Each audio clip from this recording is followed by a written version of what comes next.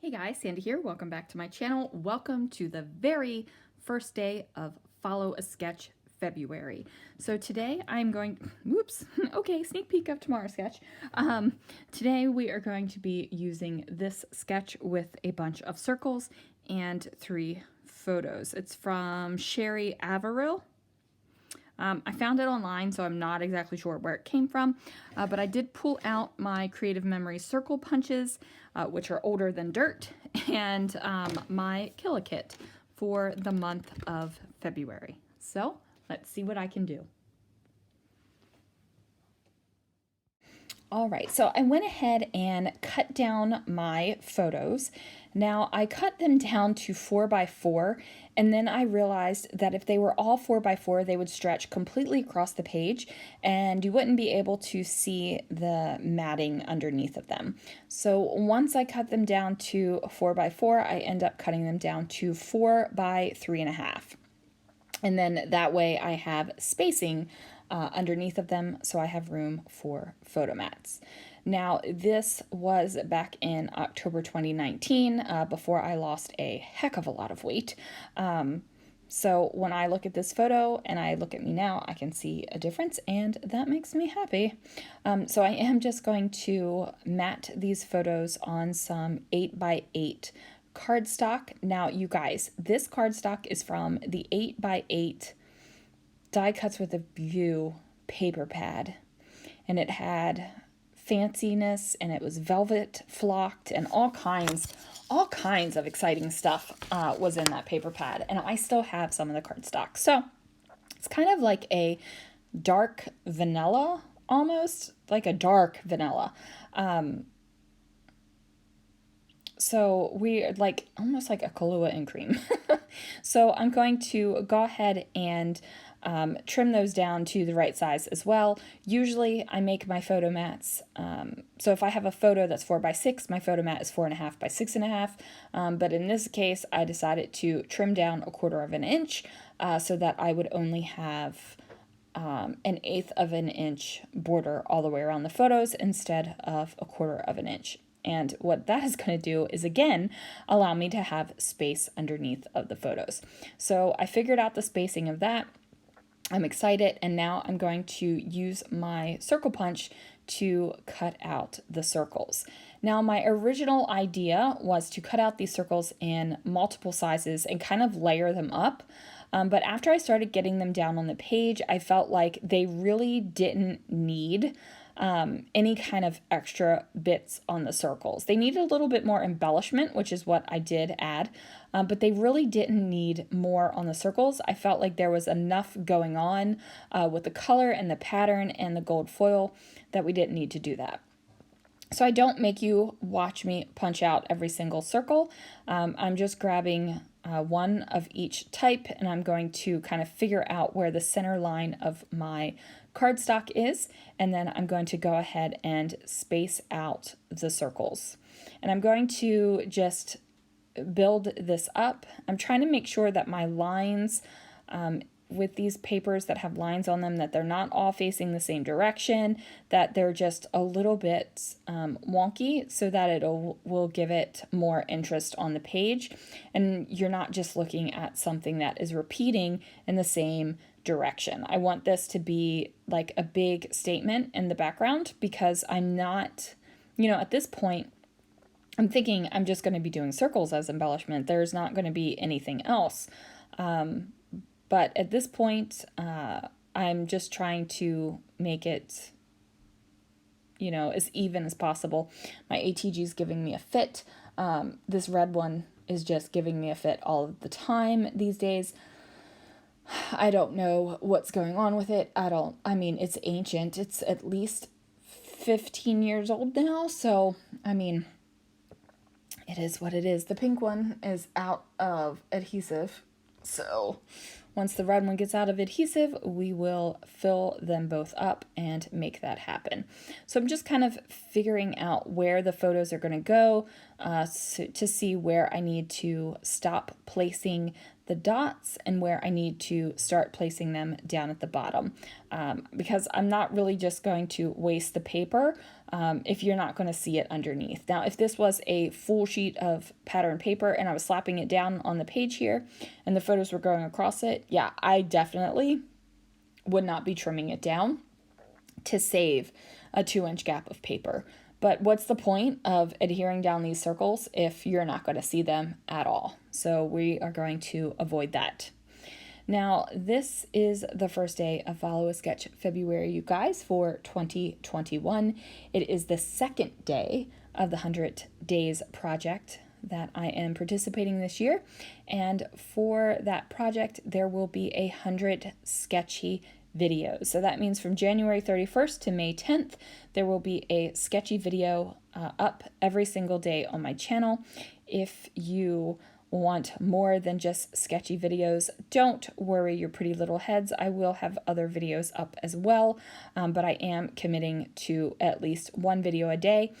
Still, even though we've done it for a year, we're going longer. We're just going for it. So if only one video goes up, then it is going to be the sketchy layout. If sketches aren't your thing, I guess you don't really have to watch them. You don't have to look at the sketch, kind of ignore it. Now this is a little glue dot runner, and it is a pain in the butt to get the tabs to come off. So I'm kind of like pulling them off, pressing them down, trying to just do whatever I have to do to get these sticky little bits out of the runner and onto my paper.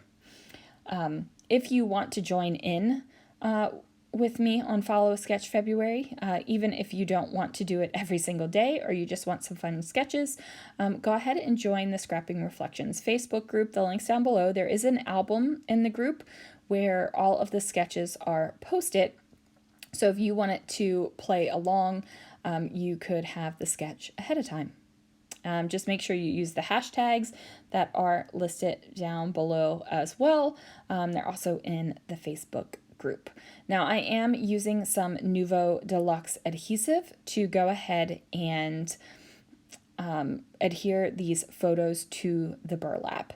Now I do have a little bit of burlap left over and I have an idea of what I want to do with it already, so I'm not going to just be slapping it across the page, but I really like this little bit of texture that pops out of it. It just does it for me. Like this little teeny bit of texture that pops out around the photos. Good stuff. I do put my circle punches down there just to help weigh it down ever so slightly. And then I pull out my Prima flowers and I'm trying to get the larger size.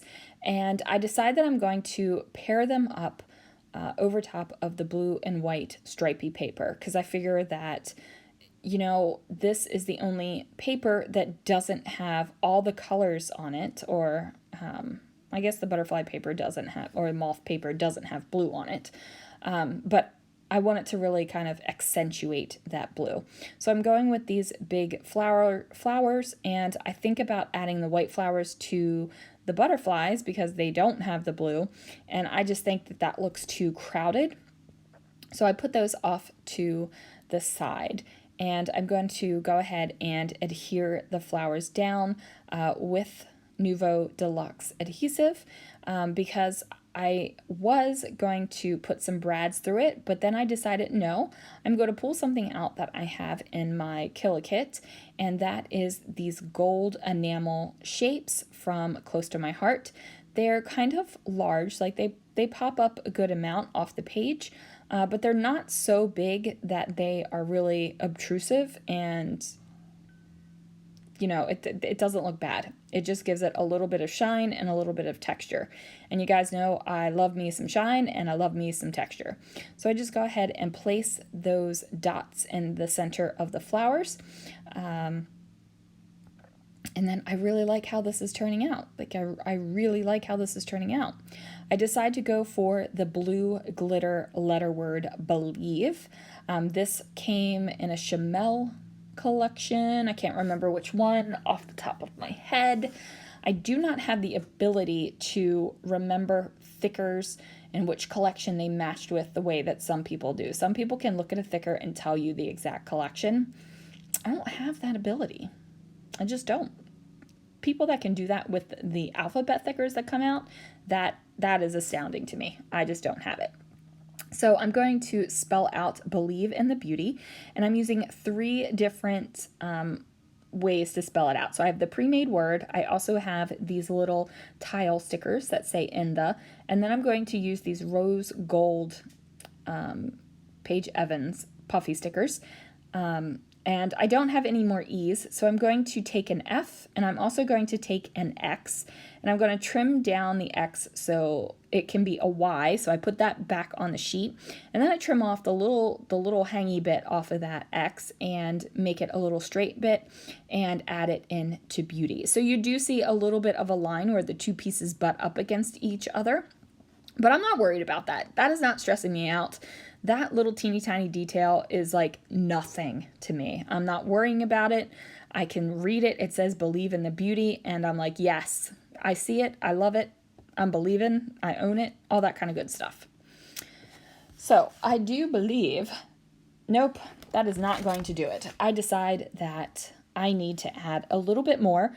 Now, I don't know why I felt like I had to put Chicago 2019 on this layout, because it will go in a series of layouts about Chicago, and I do have other scenery pictures that say Chicago, but I guess I needed to do it again. So I just spell out Chicago 2019 down here below the photos. So basically that is going to be the journaling. Like I've said in previous videos, I don't feel the need to put all my journaling on one layout. If I have a multiple spread of layouts that are going to go for a same activity or theme, I would rather have little bits of journaling throughout than a big long story on one page and no journaling elsewhere. That's just the way I like it. But you do the way you like it. So that's going to be it, you guys. Remember, click the links down below. Join me for Follow a Sketch February, and I will see you guys again real soon for another video.